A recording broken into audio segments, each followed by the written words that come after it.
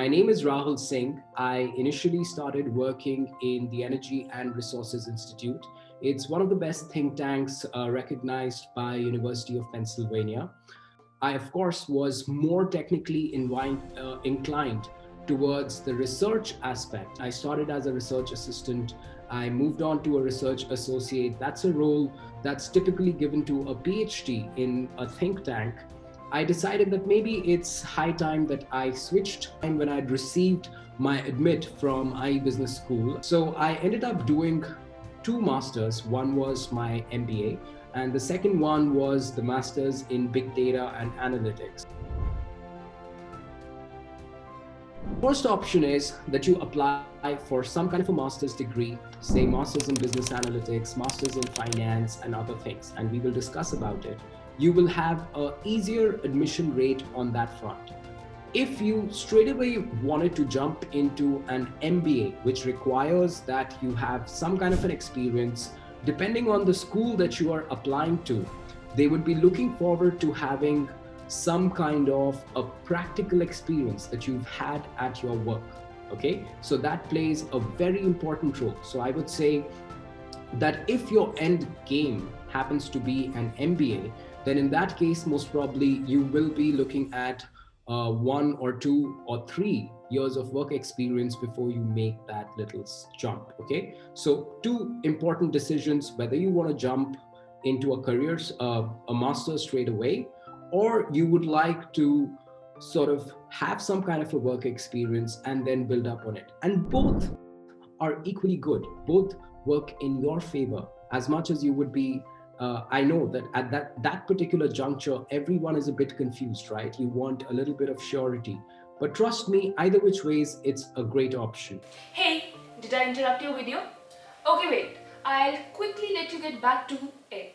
But just know, if you're planning to study in the top schools abroad, we are a team of experts ready to help you. MentR-Me has helped thousands of students to get their dream admit, and you can be one of them as well. Book a free strategy session in the description below and start your study abroad journey now. If you did a bachelor's degree, was it a good university to begin with? Did you get a good grade in your university? What kind of extracurricular activities did you do to support the kind of passion that you are showing towards your ideal dream school? Did you share some common values? Can you explain it to them through your essays?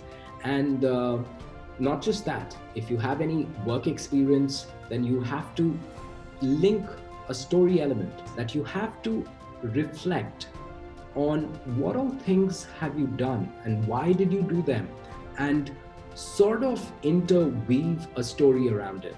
And that story element has to be so convincing for your business school that they believe that, okay, this is the ideal candidate that we want in our school.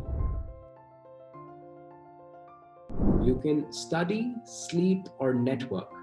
Okay, study, sleep, or network. And network was equivalent to partying all day, all night. Okay, and we were told out of these three, you can only select 2. You cannot select all 3. So you can choose study and sleep if you want to. You can choose sleep and networking, but then your study would suffer, so your grades would go down. Or you can choose studying and partying or networking, And I chose that, so I was always sleep deprived. Networking really helps if you're an international candidate.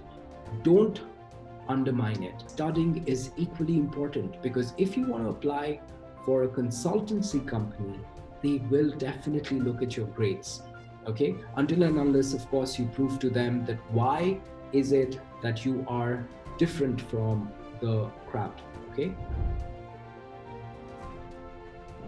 your cost of living. So if you are, for example, studying in say NYU Stern or MIT Sloan or Harvard, and you are pretty much in the downtown area, or even IE, my business school, and you're in downtown Madrid, your cost of living is going to be very steep and it's going to be very high. Whereas if, let's just say you chose Oxford, say, or some city that is not like London or a major hub, probably your cost of living is not going to be as high in comparison to that of the metros. So that's one of the key roles that you have to consider, that for finance, you have to do the math for how much money you are willing to spend. You have to factor in your scholarship, and you also have to factor in your standard of living, cost of living, depending on the country that you're applying for. Okay. Keep in mind, if you go for a master's abroad, the scenario is not like India, wherein companies come to you and there's some kind of a campus placement that happens. It's a proactive application basis. So that means the moment you get into your dream masters, that's the time that you parallelly start building your profile. Of course, you will have to be very, very proactive. You have to start applying. I would say if you're in Europe and it's a 1-year course, after your 6th month, you should be applying proactively to all the companies. So top companies these days are on extensive lookout for talent, and they're looking for a very T-shaped kind of individual. So that means you have excellence in one particular domain, but you still have an idea about multiple domains. So you might want to work on your T skills also, because that's what top companies do look for in their applicants.